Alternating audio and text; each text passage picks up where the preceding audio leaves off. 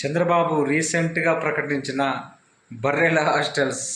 ఈ బర్రెల హాస్టల్స్ అనే పథకం వింటే, ఈ బర్రెల హాస్టల్స్ అనే కాన్సెప్ట్ వింటే ప్రతి ఒక్కరు పడి నవ్వుకుంటున్నారు.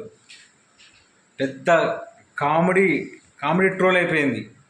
ఎప్పుడైతే చంద్రబాబు నాయుడు బర్రెల హాస్టల్ అని చెప్పి మాట్లాడిండో, అరే అమ్మ, లోకం మీద మనుషులకు హాస్టల్ ఉంటుంది, పిల్లలకు హాస్టల్ ఉంటుంది, మనుషులకు హాస్టల్ ఉంటుంది, కానీ బర్రెలకు హాస్టల్ ఉండడం ఏందని చెప్పి విచిత్రంగా అనుకుంటున్నారు.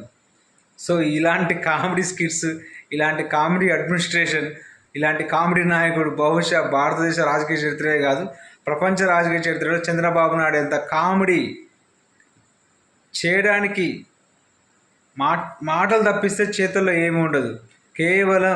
కేవలం మాటలతోటి ఇలాంటి కామెడీ స్కిట్లు చేస్తూ, కామెడీ షోలు చేస్తూ ఆంధ్రప్రదేశ్ రాష్ట్రం యొక్క పరువు తీస్తున్న ఒక కామెడీ పొలిటీషియన్ చంద్రబాబు.